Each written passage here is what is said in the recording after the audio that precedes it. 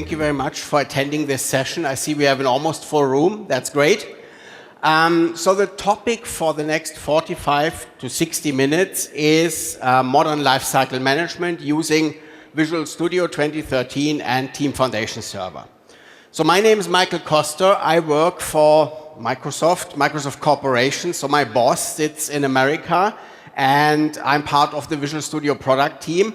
But I myself, I'm based in Munich in Germany, and you maybe can hear that from my accent. People tell me I always sound like the bad guy in a World War II movie, so hopefully it's not too bad, but you'll have to make do with that for the next 60 minutes. So, modern lifecycle management. What is it all about? What do we mean from a Microsoft perspective when we talk about modern software development? And of course, I also want to show you quite some demos of some cool stuff that we have in our products, Team Foundation Server and Visual Studio. Who here is a Visual Studio user? All right. Who here uses Visual Studio 2013? That's not as much as I thought. So for the others, please upgrade immediately. Who's using Team Foundation Server? Any version? Okay, that's much less. So hopefully after today you will get a little bit of an idea what Team Foundation Server can do for you and for your team, and how a proper lifecycle management process powered by a lifecycle management toolset can really help streamline development, make it faster, and also help you overcome some issues that we see cropping up all over the place. So, topics for the next 60 minutes. First of all, I want to introduce or talk a little bit as an introduction, talk a little bit about some trends that we see emerging in software development. What is hot right now? What are some of the buzzwords that you will hear all over the place? And what do they actually mean? And then I want to dive a little bit deeper into managing the modern application lifecycle, basically the process of building a software application. It's not just about writing code and delivering code or a piece of functionality. In order to deliver a successful piece of software, there are many other things that teams need to focus on, that teams need to be aware of.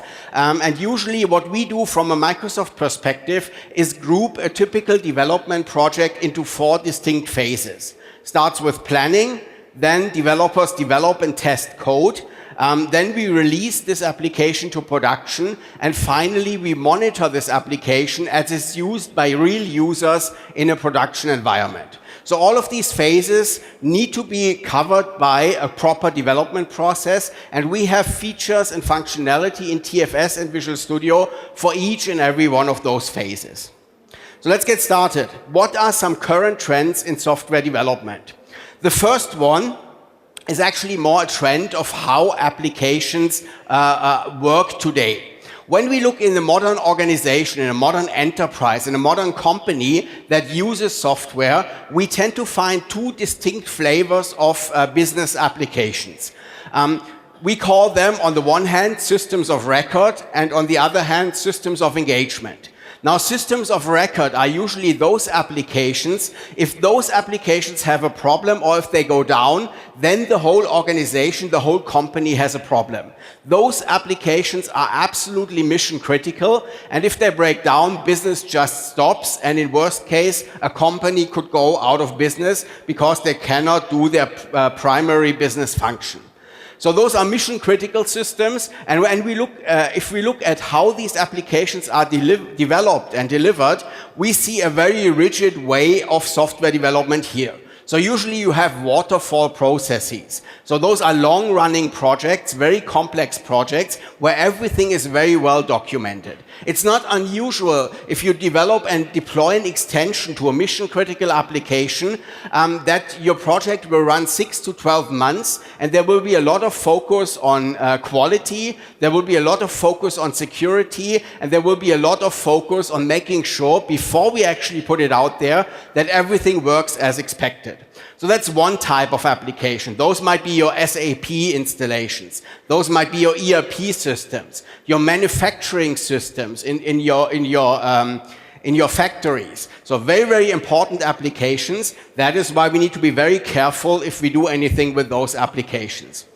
But alongside these mission-critical systems of record, we see other types of business applications emerging. And those are quite different. We call them systems of engagement. And that is because those are usually customer-facing applications. If you look at the finance industry, an online banking application would be a typical system of engagement. End users are installing that, end users are using that. So what we have to do in order to deliver really great applications is to be very flexible when it comes to development. So usually what you see here is agile methodologies. So we put out a certain set of functionalities in the beginning, then we measure and learn how users are using our application, and in an iterative approach we add more and more functionality in small sprints, in small delivery cycles. Now, usually those systems of engagement also have a very big focus on the user experience. Usually they are branded. There's a certain branding that aligns with the company. Usually they're very easy to use because if you make them difficult to use, your users might drop off and you will lose customers. And they need to be very, very flexible when it comes to adding new functionality very, very quickly. So these two application types, they tend to coexist. So a system of engagement that deals, for example, with customer data still needs to connect to the back-end database, to the back-end system internally, but they have a very different focus, they work differently, and they're used by very different people. Now, we call, from a Microsoft perspective, it's a marketing term, if you will, we call this modern, these systems of engagement, we call them modern business applications. And a modern business application needs to be able to reach any device on any platform and any customer. So we cannot just lock people and force people to use a Windows PC, a Windows 8 app or anything like that, because usually our customers, they bring their own devices, their iPhones, their iPads, their Android devices, and they expect applications to work equally well in all of those platforms. So if we really want to deliver a successful modern application, we need to be able to cross boundaries, cross technology platforms. What we also see is that in many, many cases, these modern business applications require internet scale. I just have 250 users internally. I might have thousands, even millions of users worldwide running and using this application. And of course, if I want to provide a backend for this kind of scale, I need to be able to spin up resources almost at a moment's notice. If I see that more demand is coming along because we might have a marketing campaign that drives more people towards our application, I need to be able to provision the back end without a lot of delay. And that is why many of these modern business applications are at least partially powered by cloud backends. Because a cloud backend gives you exactly that. You can spin up, you can scale down, depending on demand, and it doesn't force you to invest in physical hardware, doesn't force you to put servers into your data center. You can just get more hardware, get more resources as needed. And when we look at the development process, we also see that more and more development teams use the cloud for actual software development. It's not just about hosting this application in the cloud, it's also about using the cloud for typical development tasks. One example that I'm going to show you a little bit later is load testing. Every application should ideally be load tested before we release it to production, just in order to figure out where's the threshold when our server infrastructure will go down. Load testing can help you do that, but nobody's really doing any load testing as of now because it's simply too difficult to ramp up a load testing infrastructure. And if you think about it, that's actually an ideal scenario for a cloud environment, because in a cloud environment, you can easily spin up this load testing infrastructure at a moment's notice. So again, this is just one scenario how development teams, developers use the cloud to facilitate their software development process. Now, another trend that we're seeing is that more and more organizations, not just development organizations, but companies realize how important and business critical software is. Now that's a quote from a IT authority, David Chappell. Maybe you have heard about him or saw him speak once. And what he says is very true. He says how well a company delivers, executes business strategies is ultimately tied to how good it is at developing and using custom software applications. And we see that happening all over the place because more and more businesses realize actually the software we're using needs to be tailor-made for our company. It needs to be customized for our processes. And actually the software that we're building to facilitate our business is a competitive advantage against our competitor in the marketplace. So the ability to develop, integrate and deliver custom software applications is strategic for all organizations out there. Somebody else said, every company is also a software company. And that's very, very true, because what we see is that those companies who get best out of a time of crisis are usually those who can tap into the magic of software. And that arguably makes developers and development teams the most important people in any organization, because developers are the people who deliver that custom application functionality. They are the ones that manage and keep up those applications. And again, without those applications, business would simply stop. So software is very important, and the people who manage software are equally as important.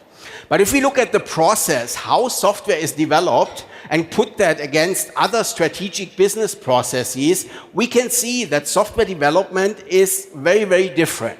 So for example, when we look at manufacturing processes are usually very, very detailed. They are standardization, ISO, and so on. Every step is written down. Everyone who is in that process knows exactly what is the next step, what do I need to do, and how do I need to document that.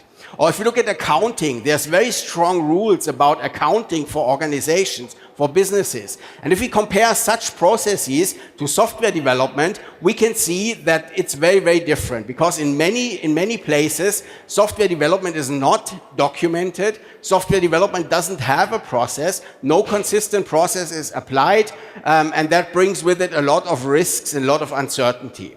If you don't have a process in place, then you cannot even answer simple questions like, how long will this project take? How much will it cost us? When will it be finished? These questions are notoriously hard to answer in any development project, and many times it's because nobody ever implemented an end-to-end process for building, delivering, and managing this kind of software. And that is what we're talking about when we talk about lifecycle management. Lifecycle management is simply the process of delivering and managing software in a predictable manner. Now, when we talk about the value of custom development, that sounds very good. And again, this quote is great. But if we talk to real people who have been in a software development project, they will tell us a little bit something different. They will tell us software development is difficult, takes a long time, costs a lot of money, and often goes wrong. Right? That's no IT authority that says these words. It's the voice of experience. And we've been all in projects that are troubled. We've been in projects that run over time. We've been in projects that run over budget. We've been in projects where at the end, when the project is finished, nobody actually knows why we started this project in the beginning, in the first time. Right?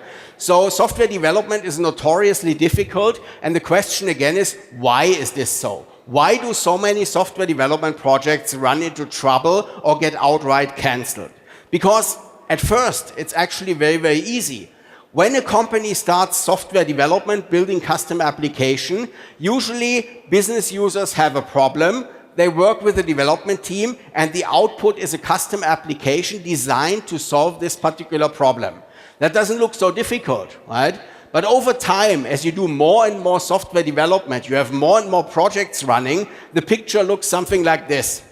Very, very confusing. You have many different people trying to work together, many different roles. You have different technologies. If you ever saw a .NET developer talk to a Java developer, you know what I mean. They're developers. They're supposed to be talking to each other, but they talk completely different language, right? That's an issue that we see in many, many projects nowadays. And it's not just the core process of writing code and delivering functionality. Alongside this, this core process, we have other processes for planning, or for release management. Actually, that's my favorite example. A release team nowadays should actually not be called a release team, because release people are operations people, and any change is bad for an operations guy. Never change a running system. It was an operations guy who came up with that. So if you as a developer come along and tell them, I have a great new functionality, can you release that? They're going to say, no way, right? I need to figure out that nothing happens to my production system. But these are some of the issues, this complexity, this difficulty to speak to each other, that can be solved with a proper lifecycle management process. And if you ever hear a Microsoft person like myself talk about software development, he or she will show you this graphic here, because that's how we see software development. It always follows the same phases. It always follows the same steps. It starts with an idea, right? We have an idea for an application. This application is supposed to do X for us. Once we have that idea, we make it a little bit more clear. We put down some requirements. We write down some user stories if we're doing Agile. And all these requirements make this initial idea much more graspable, and we understand what is needed to turn this idea into reality. Once we have a list of requirements, we hand it over to the development team. And that is when developers do their magic, because developers turn ideas into reality. That's the job description of a developer. It's actually a very cool job to be in. Once developers have built functionality and they delivered a working product, we're going to do some testing. We need to validate whether what the developers have produced is actually what our customers, our users, our stakeholders expect. Once this is done, we put this application into production. We perform more testing, we perform pre-production, validation, and then we install the application in the production system. We release the application to production. And once it's in production, the project doesn't just stop, because there is no application that gets released without bugs. There will always be bugs. It's impossible to not have any bugs in production. So we need to figure out what went wrong here, where's the problem, and we need to fix those bugs. And at the same time, we will get new requests for new functionality from our users. So the whole thing starts all over again. The whole cycle begins from the beginning. We add new functionality, we release new functionality, etc., etc.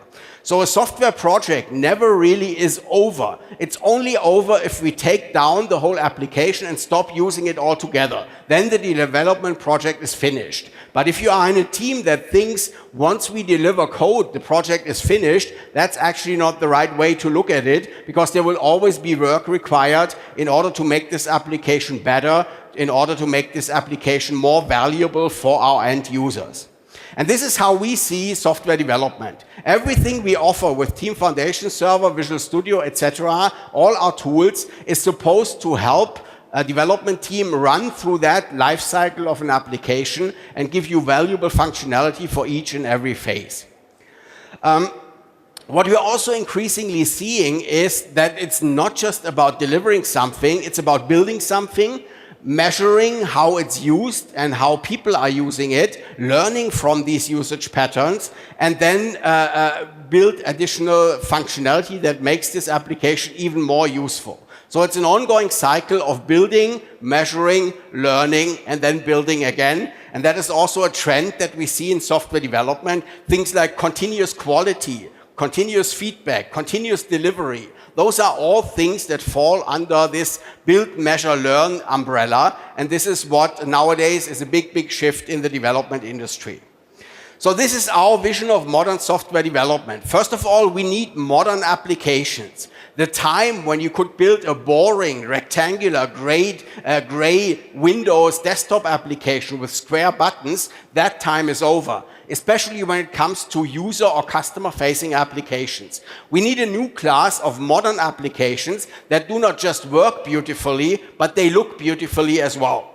So that is one thing, modern applications. And the frameworks you can find on the Microsoft stack, like Windows 8 apps, they have a very, very direct focus on what makes a modern app great. User experience, usability, ease of learning, and that kind of stuff. But it's not just enough to build these applications, you also need to manage them. And this is where our idea of modern lifecycle, following those 4 phases, comes in. And all is powered, should be powered, not just by a process that everybody understands, but also by a tool set that helps you run through your specific process. And this is what we're going to take a little look at now. So let's get started. If you look at each of those 4 phases, plan, develop, release, and monitor, there's a lot of features in Team Foundation Server and Visual Studio that can help you do that. The problem is we can never cram all those features into 45 minutes or 40 minutes now. Right? So I've selected some of those features that I think are pretty cool, but that's by no means an exhaustive list of everything that's in those products. So if you would like to see more, if you would like to play around with those features for yourself, the same virtual machine that I'm using for my demonstrations, that can be freely downloaded. And that virtual machine contains a complete installation of our complete ALM stack. So there's Team Foundation Server on it, there's Visual Studio on it, there's a lot of hands-on labs associated with that virtual machine, so you can look at each of those features, each of those phases, and try them out for yourself. I'll give you the link in the end, but it's a very, very popular download. So when we look at the planning phase, remember, planning phase is about making an idea for an application or a functionality more concrete. So what we do is we manage a backlog, we create requirements, we prioritize these requirements, and we make sure that everybody understands those requirements in the same way. And there are many things that can go wrong all the way at the beginning, right? So what we invested in Team Foundation Server is to actually give you a complete management tool set that allows teams to run a typical agile project, do their sprint backlog management, do their feature management, do their planning and task management. All of that is now built into Team Foundation Server. So let me just quickly give you an overview of that. And usually I have to warn you, my virtual machine always implodes and shuts down and does nasty things to me. So hopefully it will not do that today, but we'll have to see. All right, so that's the virtual machine that you can download yourself. And on that virtual machine, there's sample data for a typical small agile project team. So there's an agile team with about 6 members, there's developers, there's a tester, there's a project manager, a release manager, etc. And all of these members fulfill different tasks, and all of these members have a different sort of speciality when it comes to skill set. Now, if you've ever used Team Foundation Server 2012, probably you've seen that before. This is a typical team portal that every team member can go to every day, and it gives you a pretty good insight what's going on in your project team. What we have here is this team of 5 people, and this team, for example, right now has 33 items in their current sprint backlog. They have 1 bug, very, very good. Actually, you have multiple bugs, thousands of bugs even, and they can now start managing their daily work. But what's a bit special here is that this is not just one team working on this release. Actually, we have multiple agile teams working on different aspects of the application. So instead of having just one project portal for the database guys, for the web guys, and for the mobile application development guys, this team decided to separate those different work streams into individual portals. So for example, here we have the Fabric and Fiber web team, and they manage their own work. They have their own sprint organization. They do their own sprints, and they, even though their work aggregates back to a larger product release.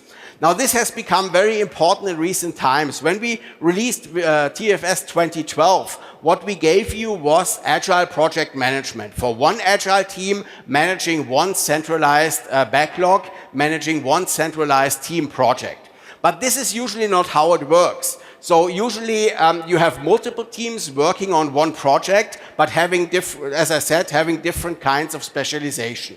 So what we've introduced in 2013, TFS 2013, is what we call Enterprise Agile. You could also call it Scrum of Scrums. How do you aggregate multiple Scrum teams into one view? And this is what is enabled here, what allows you to do that here. When we look at this web team, you can see that they are currently in iteration 3 in their 3rd sprint, and it's almost finished. And here they can manage all the most important tasks for any agile team. So what is the actual most important task for any agile team? What do you think? Well, the most important thing in any agile project is a clean backlog. That's the thing that always needs to be really, really well prioritized. It needs to be up to shape. So that's also the first link on that portal, manage and view our backlog. Now this backlog looks not so impressive because there's two things in the backlog. But what you will notice here, the first thing is a bug that ends up in the backlog as well. And the second thing is a standard requirement. And we can, of course, add a new requirement. So let me just add one. Doesn't really matter what I put in here, but that would be a typical task for product owner or for joint task for the team, and we can just add backlog items and fill up our little project portal with that. Now, one thing about Agile is that priorities can change at any point in time. And also, it's not a good idea to have a fixed requirements document or a fixed backlog for any agile team, because they need to be able to reorder things on a moment's notice. So the nice thing about using this tool set is that you can drag and drop elements up and down, and you can reorder your backlog, because the high priority items should always be at the top. Now, of course, I should also add some more information. So if I double-click this thing, I can add more information to this requirement, things like test cases. I should actually do that right now, put in 1 or 2 test cases that validate the implementation of this requirement. I can do it later, of course, but it's a good idea to do it right at the beginning when you're doing prioritization and scoping for those requirements. I should put in some acceptance criteria. Very, very important. How do I know if this thing is finished? Only if I have a list of acceptance criteria can I really be sure. What I also can do, I can create storyboards. That's a feature that was also introduced with TFS 2012, because one of the #1 reasons why projects fail is because people don't understand what they're supposed to be building. Misunderstood requirements is the #1 reason why projects go wrong. Even a simple requirement that says user should be able to log in. Even such a simple example can go wrong in many different places. And I always take the Windows blue screen as an example of a misunderstood requirement. Somebody told the development team, we need an error message, an error screen in a catastrophic failure. And they thought, okay, let's build something that's useful for us. And the output was something that is useful for a developer and a technical person, but totally not understandable and scary for an end user. So storyboards can help you create requirement mock-ups. They can help you put something next to that requirement, to that textual requirement, that will help everybody understand better what was the original intent here. So you can do that here. Once we have our requirement, we start working on it. So we put it into our sprint backlog. And here you have a very lightweight effort management tool that allows you to scope the effort and see whether your team is overworked. What many people get wrong about Agile is that Agile is not about no planning at all. Agile is about the minimum planning absolutely necessary. So effort management still needs to be done. You still need to scope, you still need to plan, and this tool set is supposed to help you with that. What I would do now here is add individual tasks to break down this requirement, and those bars on the right-hand side would automatically update, show me what's going on. I'm not going to do that because otherwise we would be running out of time, but this is also a central task for any Agile team, manage their sprint. Of course, we also have a Scrum board, and we see more and more teams using that. They pull that up on the big screen when they do their daily stand-up meetings, and then everybody gets up and just moves their little virtual post-it notes around, and we can have a nice discussion about what's blocking me, what's going on, what I'm supposed to do today. And everything what you see here is actually powered by the live data that is in Team Foundation server. So TFS is the backend for this, but these management tools really were designed for agile teams to facilitate their standard workflow, their standard way of working. Now, obviously, there's a little bit more to that. But what we're actually seeing is that such a web-based tool set, a very interactive tool set that allows you to easily reorder things, change things, etc. Continue. Should give us a way of working easier. Now, one other feature that we've added recently is called work item charting. So usually when you have a project, you tend to have a lot of work items, whether it's requirements, whether it's tasks, whether it's anything else. So instead of having this flat list, work item charting allows you to take a query and chart it in any way you want. That is a nice feature for multiple reasons, because you can use it for reporting, you can use it for managing your own work, and it's very, very simple to do, very easy to use. UML modeling is something that we had in Visual Studio for quite some years now. Nobody's ever used it, not many people have used that, right?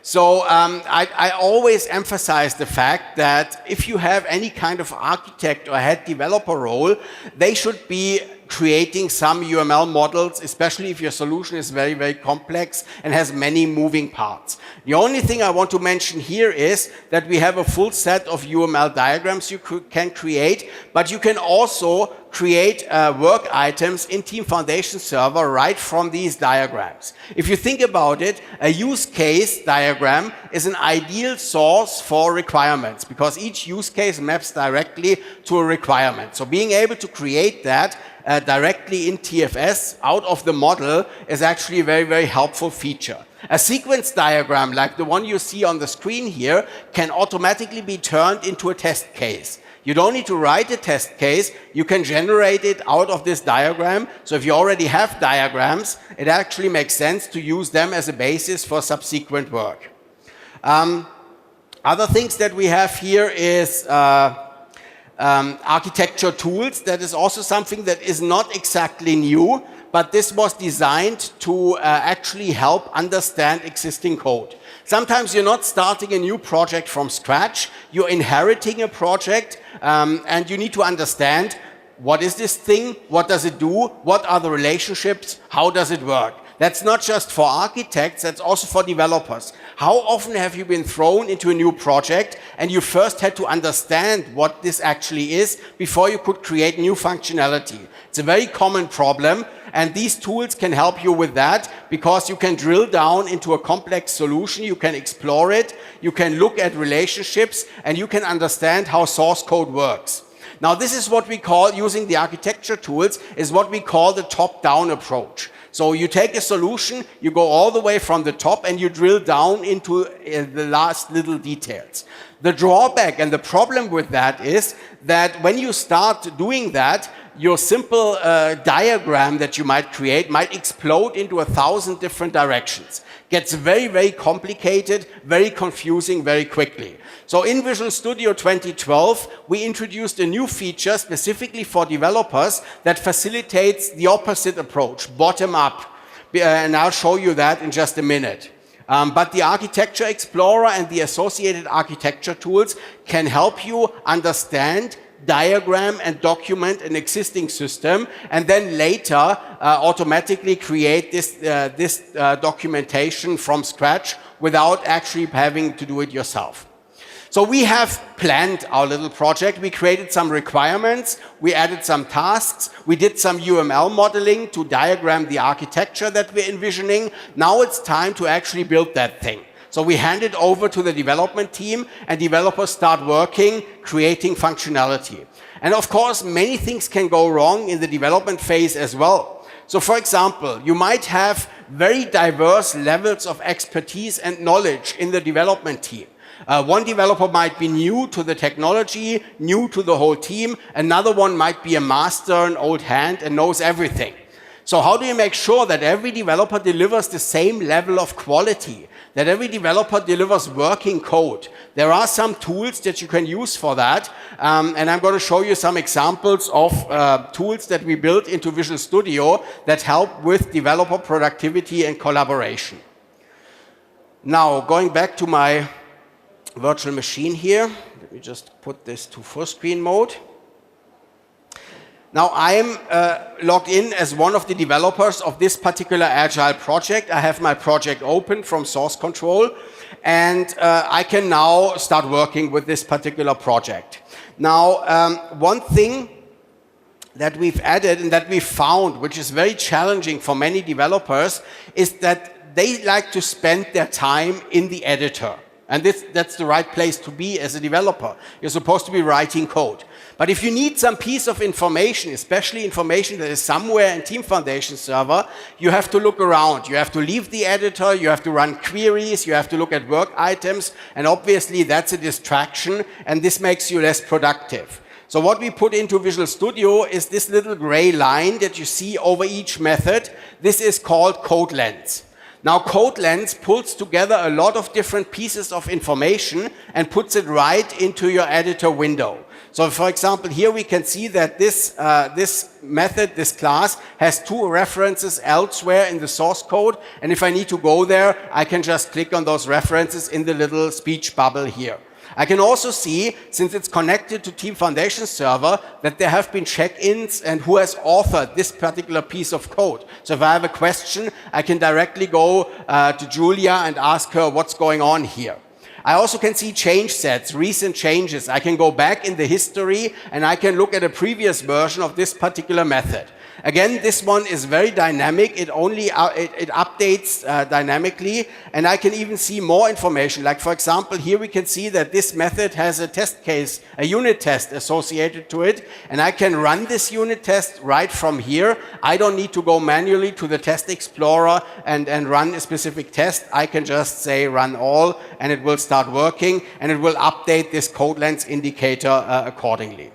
Now, there's much more information that you can highlight, that you can display here. Test status, tested by, authors, changes, bugs, and there's even third-party extensions to Code Lens which give you even more information. Right? They give you helpful information about variables, for example. They give you help information, and all of that is context sensitive. It's available when you are working on your code. Now, that's an example of a productivity improvement, a productivity feature that is supposed to make a developer's life a little bit easier. Another thing what we put in here is, and I mentioned that before, when you get thrown into a new project, the first thing you usually need to do is to understand what's going on here. So what we do, we start reading source code. And we have a little pad of paper next to us where we make a drawing of all the relationships of the source code. Because the human mind is very bad at remembering short-term things. So as you jump through methods, as you jump through files, in order to find out what's making this application tick, once you've reached the 5th variable, for example, you've already forgotten the first one you looked at. Right? We're very bad at this as human beings. So usually we need to draw things, we need to write down things, etc. And this way of understanding by reading source code and jumping through different source code files is something that we also wanted to make a little bit easier. And this feature is called the code map. It's sort of a variant of the architecture tools I mentioned before, but while the architecture tools go from top to bottom, this one goes bottom up.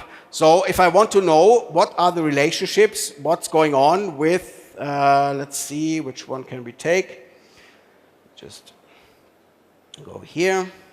Let's say this customer object here. I can right-click any object. I can say show on code map, and it will now create a little drawing, a little map for me that I can step by step make richer. Now, one box is not very impressive, but as I'm moving through my source code, I can add new elements here, or I can explore those existing elements. So, for example, show me all the methods this particular object calls. It will now go through my source code, it will add these things, and it will update dynamically this little code map. And as I'm moving further and further into details, as I'm moving further and further through the relationships in my source code, this little handy map can help me get a better picture of the relationships of this particular piece of source code. And of course, you can go all the way up until you have every connection of your solution, but usually this is very useful if you just want to explore one method or a couple of methods or some piece of functionality, and then you can also share this map as with your colleagues, or you can check it into Team Foundation server so that you have this kind of reference for the future as well. What I also can do is I can flag things here. So let's flag this for follow-up. Let's add a comment here. So where do we have it? New comment. What's this? And in principle, this is the same thing we already do on a pad of paper, but this one actually is supposed to help you generate that on the fly. If I have more elements here, I can add them as well. Again, you can right-click any element, any variable, anything you want, and you can add that to your code map. It was actually the wrong link. Let's take this one here, show on code map. And again, this one will get bigger and bigger and help you a little bit figuring out what's going on. Now, there's another way how developers understand existing solutions, and that's simply starting a debugging run. Right? That's what we do. We do a debugger run, we set some breakpoints, we step through our code in order to figure out what's going on here. Now, in Visual Studio 2013, and 2012 update 2, we actually integrated the code map feature with the debugger to create something called visual debugging. And what this does, as you step through your code, it will add all the elements that you're currently executing to the code map itself. So if I set a breakpoint here, let's just do that. If I do my debugging run, as soon as it hits the breakpoint, I can then click the code map button in Visual Studio, and it will add all these execution statements, all the variables, etc. It will dynamically update the code map for that. So let's just do a few step in, step in, step in. And when we go back to our little code map here, give it a little bit of time to update, it will add, actually I should first click the code map button to enable that. And you can see how these red things here not just only show you the presence of the cursor, but it also shows you where the breakpoints are located, etc. And as you work through figuring out what's going on here, it will update this code map automatically. And you can, of course, as elements are added here, you can still do show fields as references and all that kind of stuff. So again, this is supposed to help you understand what's going on in the debugging run. And as you can see, if you use both the code map from start and if you use the code map, the visual debugging feature, you should have a pretty good indication about the relationships in your solution very, very quickly. Again, that's a productivity feature that we built for developers to facilitate easier understanding of what's going on in existing piece of code, and it's actually a pretty cool feature. Other things that are not exactly new but are still part of Visual Studio 2012 and 2013. Now, just assume that I'm working on this particular feature and we all deal with daily interruptions, right? So I'm working here, I have my work item, I'm doing my debugging run. Suddenly my boss comes along and says, drop everything, you need to fix this other bug in this other project first. I guess everybody has had this situation, and usually what we do is we shut everything down, we save everything, we take away all the breakpoints, we close Visual Studio, connect to the other Team Foundation server, and then we start working on the other job we got. Now, since Visual Studio 2012, you have this feature of suspend and resume, which is supposed to help you with that.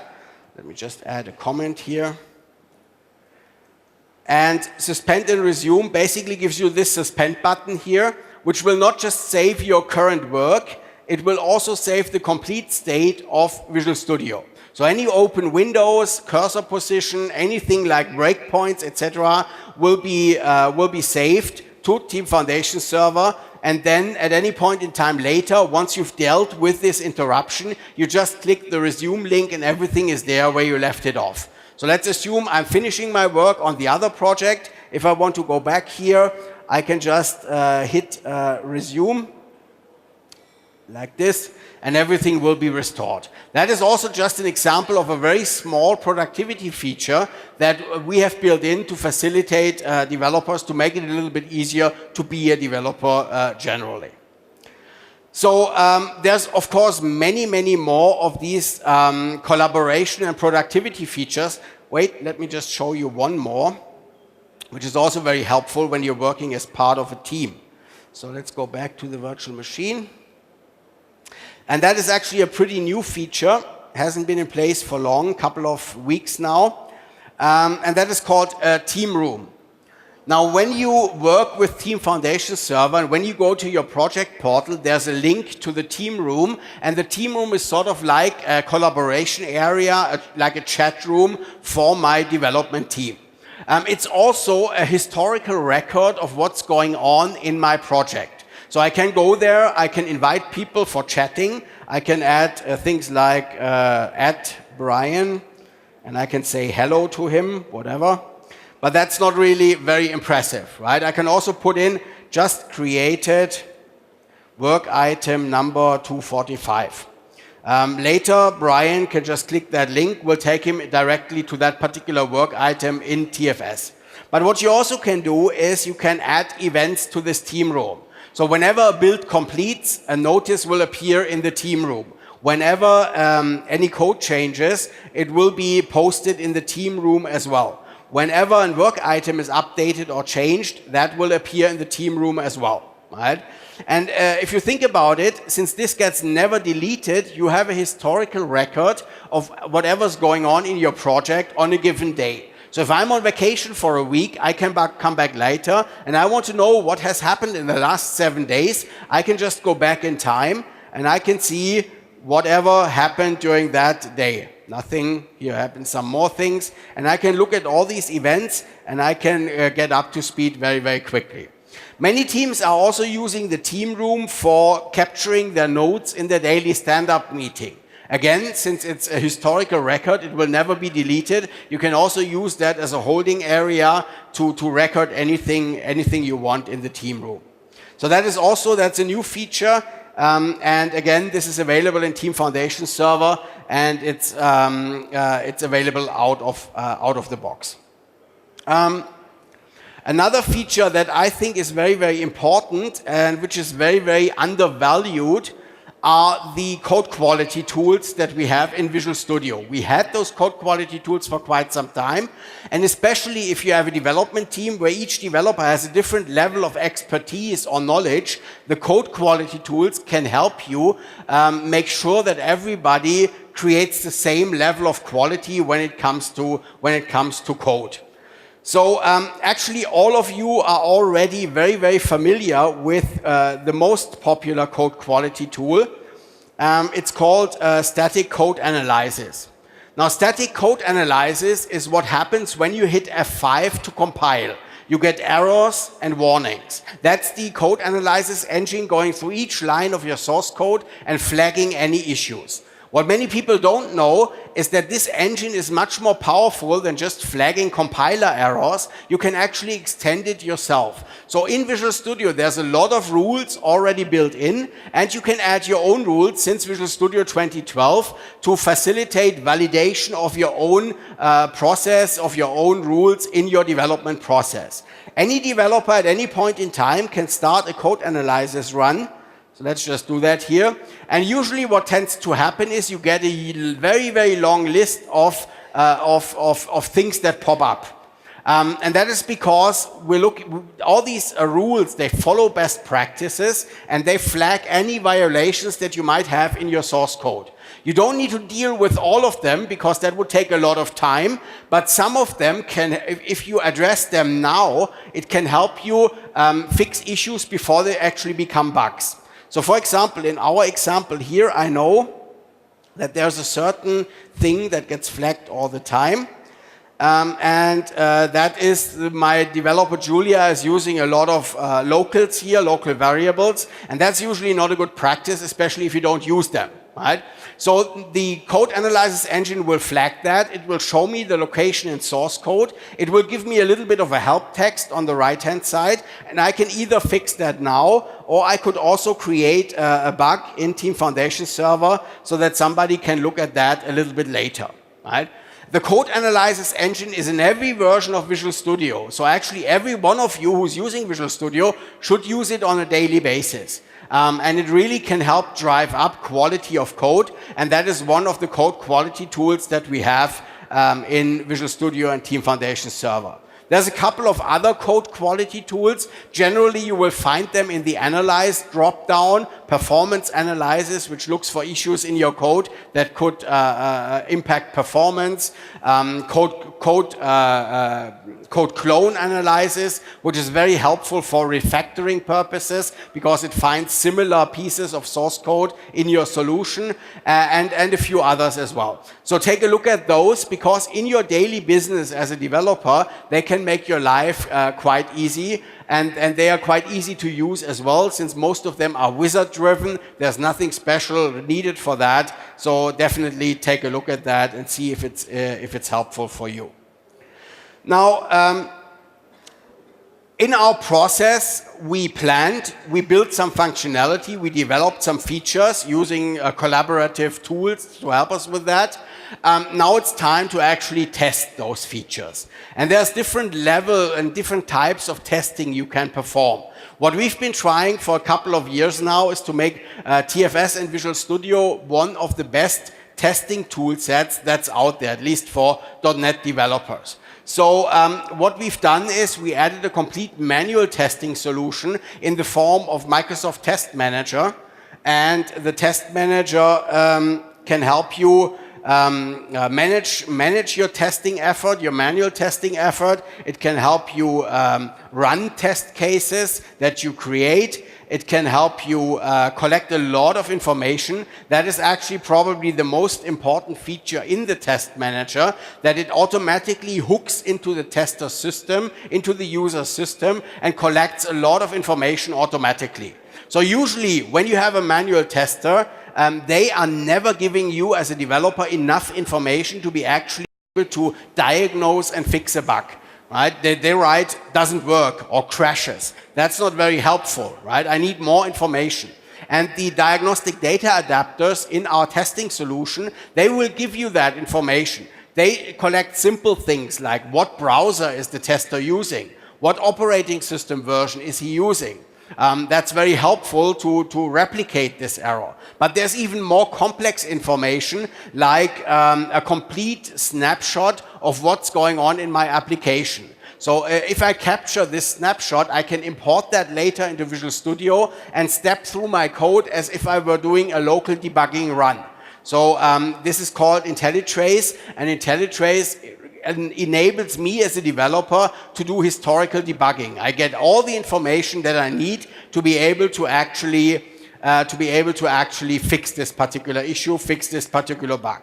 Another thing that is facilitated by the Test Manager is that when I run through a test case, everything I do on the screen will be recorded. And this recording can be playbacked a little bit later. So instead of running through my test case again in order to do regression testing, in order to validate that a certain bug has not reappeared, I can do that automatically, like in a video recorder. Just select the steps, hit play, and everything will be played back magically from the start.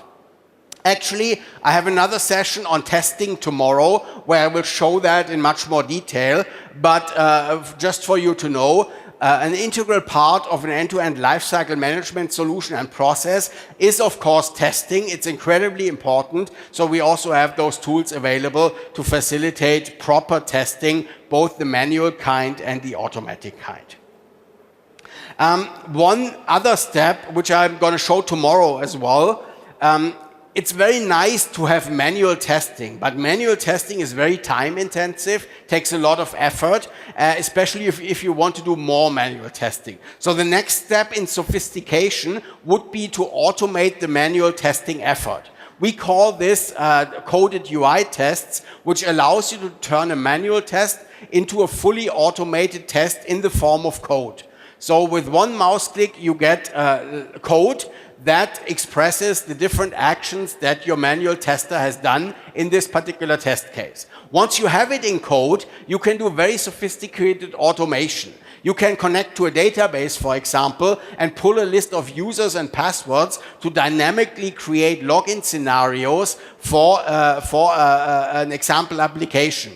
You can do other things as well. You can compare things to each other to make sure that all is working as expected. Since this is code, it can be part of a automated deployment, and it will run without any human intervention. Again, test automation is the next level in sophistication when it comes to testing. And again, in the testing session tomorrow, I'm going to show an example, a simple example, but you can go to very, very great lengths of complexity.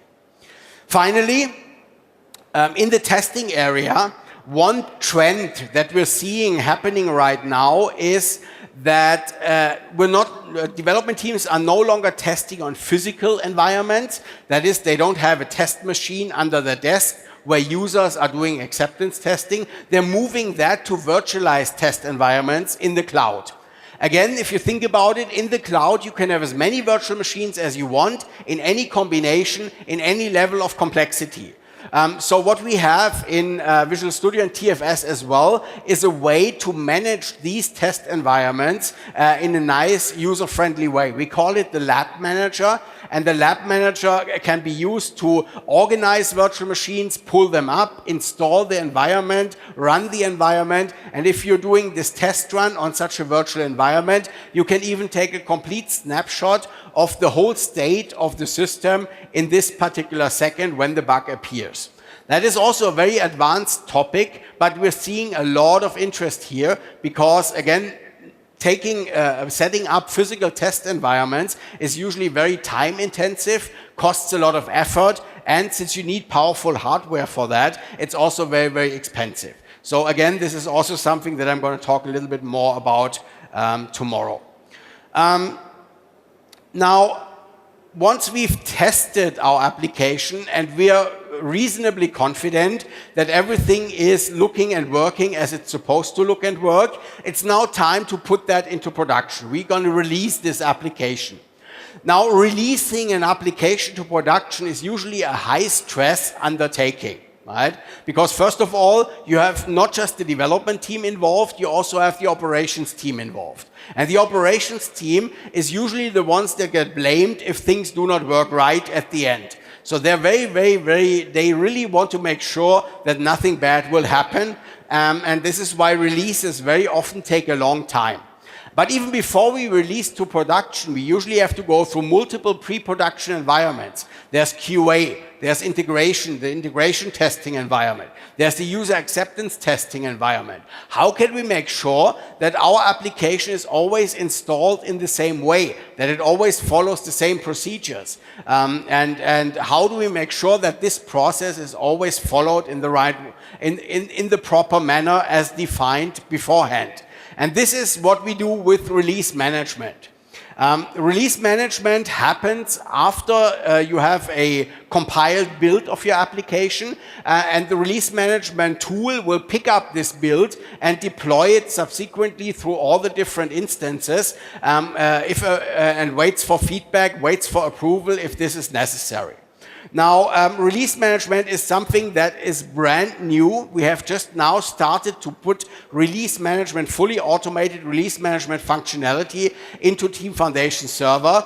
But basically, this is a tool set that allows you to automate the deployment and installation of your application, so there's no manual intervention required.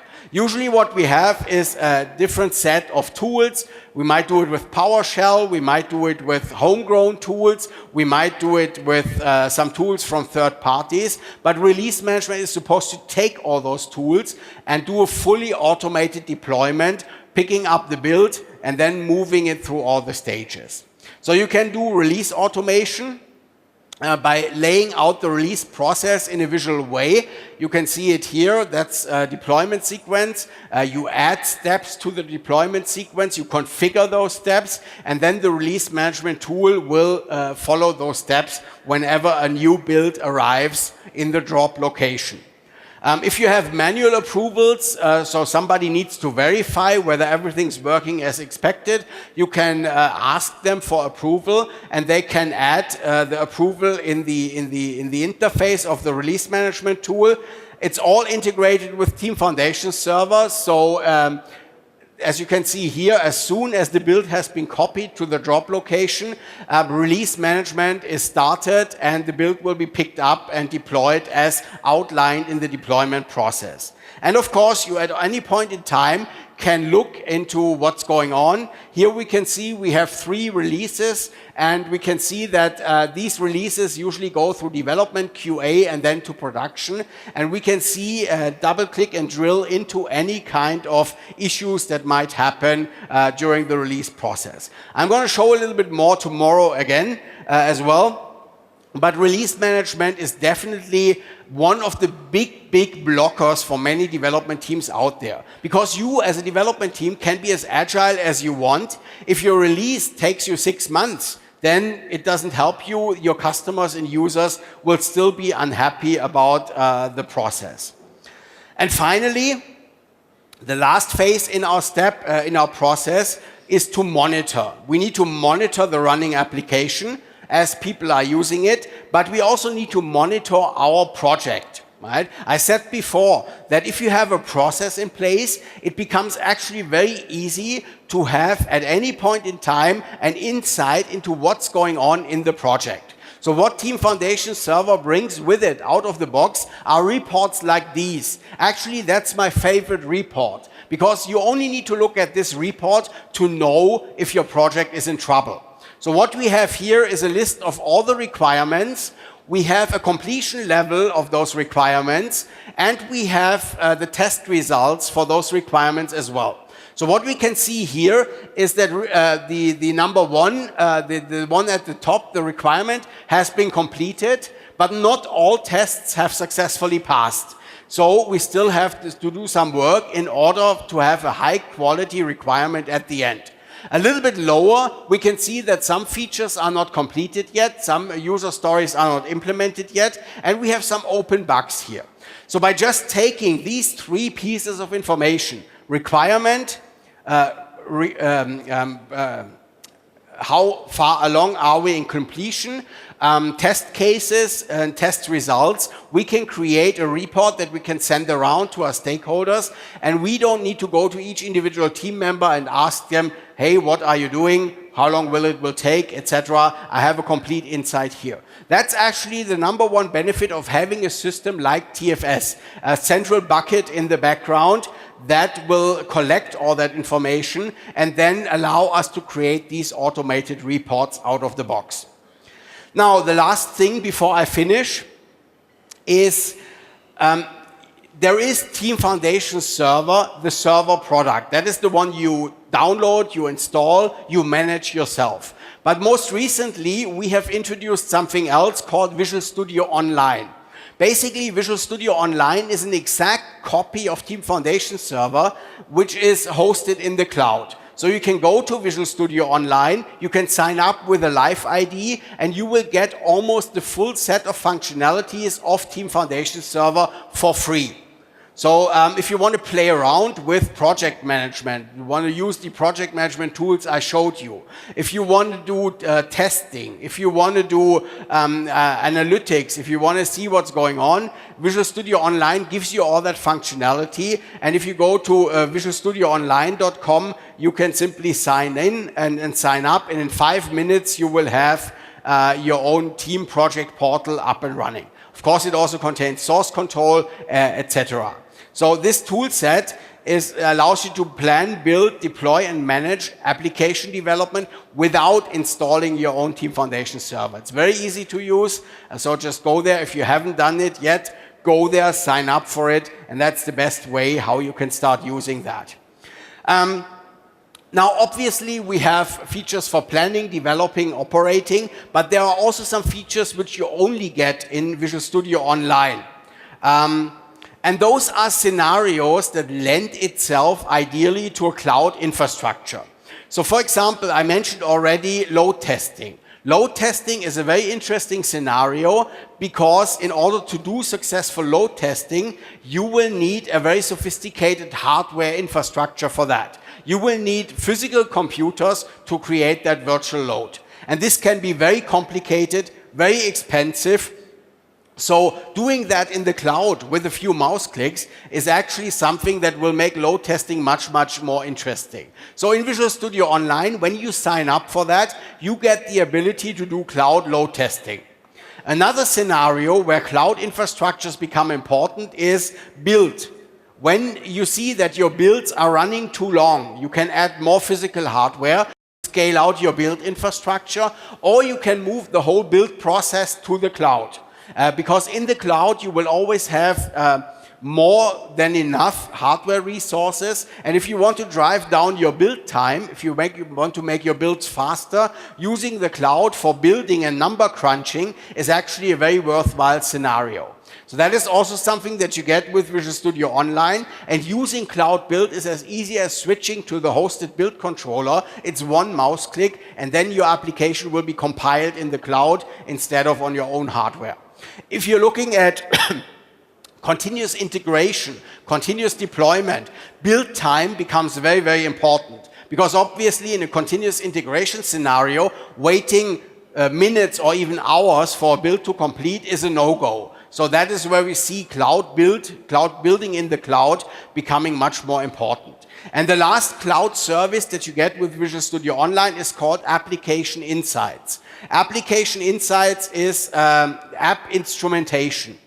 So you add some code to your application, to your web app, to your Windows 8 app, and this code will send usage data to a service in the cloud, the Application Insights service. That service will collect all that data, do some number crunching, and give you reports of how are people using my app. What's the typical path they take through my app? What are the most used features? Where do they click? What button do they click on? And are there any performance issues that they might have? You would never get this information, but with instrumentation, you can get a very rich insight into how people are using your application. Now, for example, the Visual Studio team knows extremely well what button you guys click on in Visual Studio. We know each and every toolbar button, and we can measure how many people are clicking on that button, what are they doing, which button is most popular, and that's how we can make decisions for future releases to take things away or move things to make them more prominent. That's application instrumentation, and the Application Insights service gives you a very easy to use turnkey solution for that. So those three services are part of Visual Studio Online, and even if you don't want to use the project management features, load testing, building, and Application Insights is very, very worthwhile. With that, I'm at the end of my session. I'm a little bit over time. I apologize for that. If you want to use Visual Studio Online, it's free for up to 5 users. Just go ahead, sign up. You will never pay for it. And if you have MSDN, anything you want to do with Visual Studio Online is covered as well. It's all included. That also goes for the cloud services. So if you use the free version, you get 60 minutes of build time per month. And if you go over that time, you have to pay, at this point in time, it's 5 cents per additional minute. Same goes for load testing. You get 15,000 virtual user minutes. That is usually number of users simulated times runtime of the load test gives you the virtual user minutes. So if I want to simulate 1,000 users for 10 minutes, I have 10,000 virtual users, right? So if you go over the 15,000, you have to pay for that as well. And the Application Insights service is so new that we're still working on that. And for now, it's completely free. Summary, again, successful software development requires you to take a step back and look at an application's life in an end-to-end fashion. It's not enough to just write code and deliver it. Those times are over. You need to manage the life cycle of an application from the first hazy idea all the way to the end when it's running in production. And it will never stop. It will only stop if nobody's using the application anymore. That's just the new world of software development.